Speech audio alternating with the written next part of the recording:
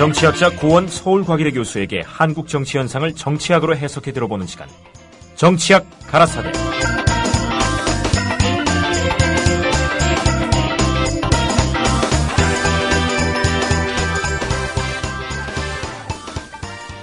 국민들이 이번 세월호 참사를 겪으면서 정부에 대해 분노하는 것은 사고 현장 그리고 구조 현장에 국가가 사실상 없었다는 문제의식이라고 할 수 있습니다. 그러다 보니 국가 개조라는 이야기까지 나오고 있습니다.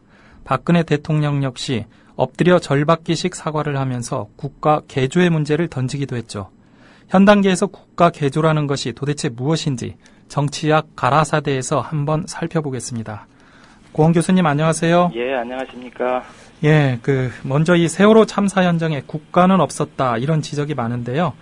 이번 참사에서 나타난 국가 시스템의 문제들을 한번 정리를 좀 해줘 보시죠. 예, 한 3가지 정도로 정리를 해보겠습니다. 첫 번째는 정부의 사전 안전감독 기능이 전혀 작동하지 않았다라는 것인데요. 예. 그 배경에는 고질적인 낙하산 정관 예우를 통해서 정부나 해운조합, 한국성급 그리고 선사, 회사로 이어지는 이 강관 결탁 구조를 통해서 이 선사의 안전 기준에 대한 합법적 규제가 불가능하게 됐었다. 최근 많이 이야기하는 관피아의 문제죠. 그렇죠. 언딩과도 연결돼 있다는 이런 얘기도 많이 나오죠. 예. 두 번째는 일단 사고가 터지고 사고 처리 과정에서 정부 구조 시스템이 전혀 작동하지 않았다라는 것인데요.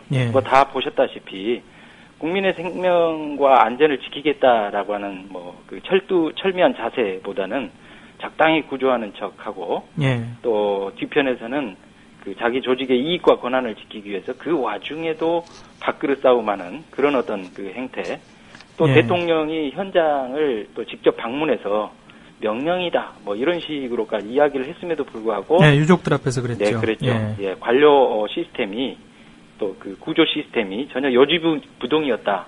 이건 상당히 국민들한테 충격을 던져줬다고 봅니다. 결과적으로 보면은 홍모 씨였죠. 잠수부라고 했던 그분이 한 얘기 중에 일부는 또 사실이었어요. 결과적으로 맞는 측면들이 많이 있었죠. 그다음에 이제 세 번째는 이제 사고 후 수습 과정에서 이 책임 규명과 사회 통합 기능이 전혀 작동하지 않았다. 고위공직자, 정치인, 이런 어떤 지도층 인사들이 국민들의 어떤 슬픔, 비통함, 이런 마음들을 어루만져 주기보다는 책임 회피에 급급하고 또 오히려 상처에 소금 뿌리고 또 좌파 무슨 척결이니 해서 희생양을 찾는데 급급했던 이런 어떤 전체적인 모습들을 종합해 볼 때 이건 한마디로 총체적으로 고장난 국가가 아니냐라고 하는 그런 불안감과 절망감들이 국민들의 가슴속에 퍼진 것이다. 이렇게 볼 수 있겠습니다. 그런데 박근혜 대통령은 대국민 사과를 하면서요. 과거의 적폐, 즉 그동안 이제 쌓인 패단이라고 할 수 있겠죠. 이 적폐를 언급하면서 국가 시스템의 문제를 사실상 이 과거 정권의 탓으로 돌렸습니다. 이 부분에 대해서는 어떻게 보세요? 책임 전가를 위한 변명이 아니라면 굳이 틀린 말까지는 아니다. 이렇게 볼 수가 있겠는데요. 우리가 사고의 구조적 배경을 이해하기 위해서는 이 이명박 정부에서 박근혜 정부로 이어지는 정부 시스템과 운영 원리의 변화 과정을 잘 분석해 봐야 될 필요가 있다. 이렇게 보는데요. 사실 이제 이명박 정부의 정부 운영의 특징이 한 3가지 정도로 압축할 수 있는데, 첫 번째는 이제 작은 정부를 표방하면서 각종 규제를 완화했다라는 거예요. 이제 경제를 살린다라는 명분으로 각종 규제를 완화하면서 그 과정에서 국민의 안전과 관련된 이를테면 안전 매뉴얼 이런 것들이 전부 폐기되고 또는 인간협회의 여러 가지 이제 감독 기능들을 이관하면서 정작 그에 대한 어떤 또 규제 감독은 또 소홀히 한달지 이렇게 해서 전체적으로 규제에 구멍이 생겼다. 이게 이제 이명박 정부에 일어났던 특징이고요. 또 이제 이명박 정부가 정부 조직을 개편하면서 여러 이제 부처들을 통폐합하면서 이 큰 부처주의, 대부처주의를 만들고 그걸 이제 청와대가 이 수직적으로 관장하는 정부 운영 체계를 만들었거든요. 이게 이제 획일적 지시 체계가 되다 보니까 이 획일적 지시 체계에서는 이게 관료 조직이 잘 움직일 것 같아도 명령에 따라서 이 복지부동이 심화돼 가지고 잘 움직이지 않는다라는 문제가 극명하게 나타났던 거고요. 예. 세 번째는 좀 더 직접적인 문제인데 이명박 정부에서 그 부패 안전 관리에 관련되는 정부의 기능들이 대폭 축소 후퇴됐어요. 예. 이를테면 이제 국가청렴위원회 같은 것들을 폐지해서 다른 어떤 기구들하고 함께 이제 국민권익위원회로 이제 이 통폐합을 하고 예. 또 국민권익위원회는 그 전에 이제 뭐 부패 방지 기구가 대통령 산하였거든요. 예. 국민권익위원회를 또 이제 총리 산하. 예. 이렇게 격화시켰던 문제랄지. 예. 뭐 지난 시간에 저희가 또 그 정동영 전 통일부 장관 초대해서 얘기도 들어봤습니다,만. 예. 예, 청와대에 있던 그러니까 청와대 NSC, 예, 거기에 있던 그 위기관리 시스템을 해체했잖아요. 예, 그 문제도 또 뭐 그런 것까지도 포함이 되겠습니다. 그 다음에 이제 또 정부의 그 부패 기능들을 감시하는 기구가 또 감사원이잖아요. 예. 상시적 기구인데. 예. 이명박 정부에서 감사원의 독립성이 완전히 말도 못하게 훼손이 됐죠. 그 와중에서 가령 은진수 감사위원 이명박 그 대통령의 측근이었죠. 아주 그 사상 초유로 뇌물죄를 받고 구속되는 이런 어이없는 사건이 있었지 않습니까? 뭐 이런 등등의 그 이명박 정부에서의 적폐, 뭐 이런 문제들이 사고로 이어지는 구조적 배경이 되었다. 이렇게 볼 수 있는데요. 문제는 박근혜 정부가 이런 어떤 그 이명박 정부의 그 적폐를 취임 이후에 전혀 수술하지 않았다라는 거예요. 오히려 그 이명박 정부에서의 권위적, 수직적 통제를 오히려 더 강화시키고 관료 의존적 정부 운영을 스스로 더 강화한 면이 많았다. 그런 점에서 박근혜 정부는 이명박 정부의 계승자인 측면이 많았고, 그래서 과거 정권의 책임을 전가할 자격이 과연 있느냐, 뭐 이런 의문들이 드는 거죠. 결국 그 이명박 정부와 박근혜 정부가 무늬만 달랐지, 동일한 국정 운영 철학을 가졌다. 이제 그에 따른 이제 문제들이 지금까지도 어떻게 보면 이어지고 있다. 그러면 지금 박근혜 정부가 과거의 적폐, 그러니까 이명박 정부의 어떤 유산이라고 볼 수 있겠죠. 이런 것들에 대해서 손을 대지 못한 것입니까? 아니면 안 한 것입니까? 기간이 짧아서 못한 것인가요? 그거 이제 못한 것이기도 하고 안 한 것이기도 하고 뭐 그런데요. 일단 박근혜 정부로서 치명적인 게 정권이 출범하자마자 이제 국정원 선거 개입 문제에 발목이 잡혔단 말이에요. 사실 이 문제를 좀 더 대국적으로 대승적으로 풀었더라면 오히려 박근혜 정권 본인 스스로에게도 그 상당히 어떤 전향적인 그런 계기가 됐을 텐데 굉장히 박근혜 정부의 태도가 뭐냐면은 아주 그 정권 보위, 정권 보위에 이게 매달리면서. 그러니까 모든 국가 개혁 의제를 실종시켰어요.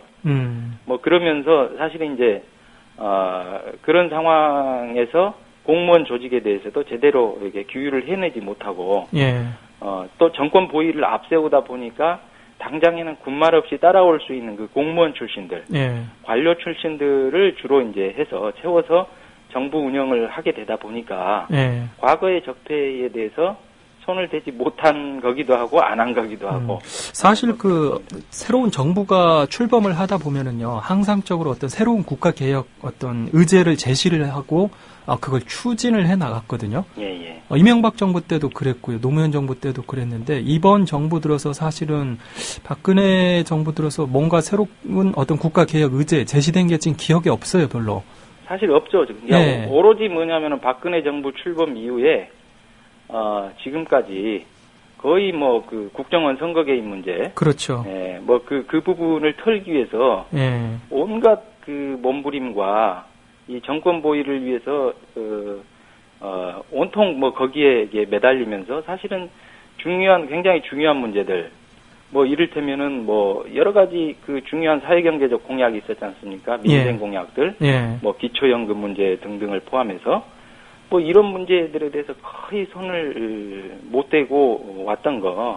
이게 이제 박근혜 정부로서는, 스스로에게도 굉장히 치명적인 부분이었다. 이렇게 보이고요. 사실은 이걸 그 초반에, 내가 한 것이 아니다. 그렇지만 어찌됐든 미안하다. 그렇죠. 그렇죠. 사과하고 이거 검찰 수사에 맡겨보자라고 했으면은 뭐 쉽게 어떻게 보면 정리하고 갈 수 있었을 문제 같은데. 사실은 이제 뭐 그 당시 초기에만 해도 사실 야당과 국민이 뭐 박근혜 정부가 좀 허심탄회하게 나온다면 얼마든지 국정에 협력할 수 있다. 심지어는 이제 진보적 지식인들 사회에서도 뭐 박근혜 정부가 어쨌든 이 보수와 진보를 떠나서 성공하는 게 국가의 장래를 위해서 뭐 좋다. 뭐 얼마든지 또 전향적인 부분에 대해서는 협력할 용의 태도가 있다. 뭐 이런 게 이제 야당과 진보적 지식인 그렇죠. 사회조차도 그런 어떤 그 분위기였는데 그런 분위기들을 활용할 수 있는 시기를 많이 놓쳐버렸다. 뭐 이런 면이 있죠. 근데 사실 이런 어떤 박근혜 정부에서 나타난 문제들, 이런 것들이 어떤 박근혜 대통령의 리더십과 상당히 연관이 있지 않느냐, 이런 분석도 나오거든요. 예를 들어서 방금 이야기를 했지만은 뭐 국정원 문제다라고 했을 때, 그냥 사과를 하고, 어떻게 보면 털고 가면 그만인데도 불구하고, 뭐 그렇게 진행이 되지 않고요. 또 전반적으로 보면 자기는 잘못한 게 없다. 라고 하면서 상당히 권위주의적으로 접근을 하는 것 같아요.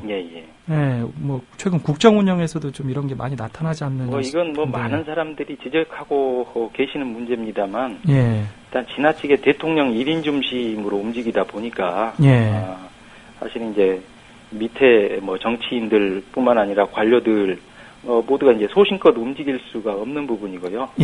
뭐 심지어는 최근에 보면은 소위 총리, 국무총리조차도 사실상 뭐 있으나마나한 존재 아닙니까? 그렇죠. 사실 국무총리가 사고 현장에 상주하면서 사고 대책을 지휘했죠. 근데 사실은 뭐 있으나 없으나 뭐 똑같은 있으나마나인 대독청리에서 이제 사과 대리 총리로 대통령 외에는 뭐 아무도 보이지 않는 뭐 이런 문제가 이제 굉장히 중요한 문제고요. 또 권위적일 뿐만 아니라 공정하지 못하다라는 거, 편파적이라는 거, 충성파는 감싸고 비판적 공직자는 바로 잘라버리고 뭐 이런 거 뭐 몇 번 겪었잖아요. 다 하신 것처럼. 최근에 그걸 보고 깜짝 놀랐어요. 예를 들어서 장관급 인사라든지, 이런 분들은 사고 현장에 가서 굉장히 부적절한 발언이나 이렇게 행태를 보여서 이렇게 많이 비난을 받았음에도 불구하고 사실상 멀쩡하고요. 기념사진 찍었던 안행부 국장은 즉각 사표 수리가 됐단 말이에요. 원래 노노의 공자 말씀에도 위로는 엄하게 하고 아래로는 좀 후하게 해라. 뭐 그런 구절이 있는데 전혀 뭐 이제 거꾸로 간 모습이었다. 이제 그런 식으로 이제 충성파를 감싸고 또 조금 뭔가 이렇게 양심과 소신을 가지고 해보겠다. 뭐 이런 사람들은 바로 잘라버리고 하니까 이게 이제 공직사회 전체의 시그널이 돼가지고 무사 안일주의가 이제 전반적으로 확산되는 것이죠. 그렇죠. 그러니까 열심히 하려고 하면 오히려 찍힌다. 그러니까 가만히 있는 게 상책이다. 뭐 이런 식의 이제 문화가 이제 확산되는 건데 이게 이제 전형적인 70년대식 낡은 리더십이죠.